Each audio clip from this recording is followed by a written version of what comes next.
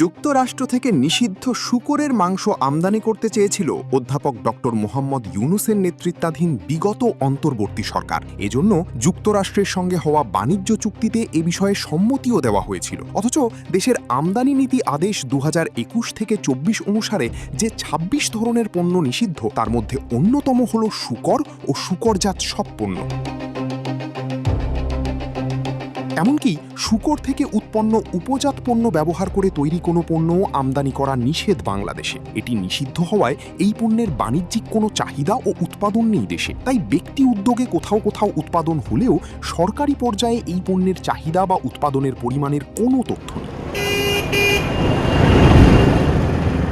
এরপরও ডক্টর ইউনুসের অন্তর্বর্তী সরকারের শেষ সময়ে তড়িঘড়ি করে করা হয় এই বাণিজ্য চুক্তি, agreement on reciprocal trade, ART.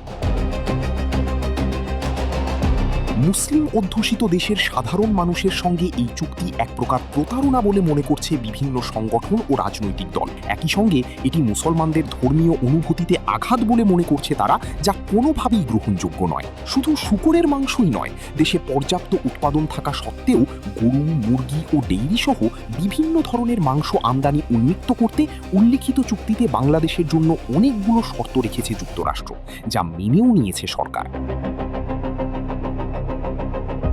এছাড়া চুক্তি অনুসারে বিজ্ঞানভিত্তিক ও স্বাস্থ্য ঝুঁকির কারণ ছাড়া মার্কিন কোনো কৃষিপণ্য স্যানিটারি পরিদর্শনে বাংলাদেশ আটকাতে পারবে না বলেও শর্ত জুড়ে দিয়েছে যুক্তরাষ্ট্র। সংশ্লিষ্টরা বলছেন, এই শর্তের কারণে দেশে পর্যাপ্ত উৎপাদিত হয় এমন পণ্য যুক্তরাষ্ট্র থেকে আমদানির অনুমোদন দিতে হবে সরকারকে।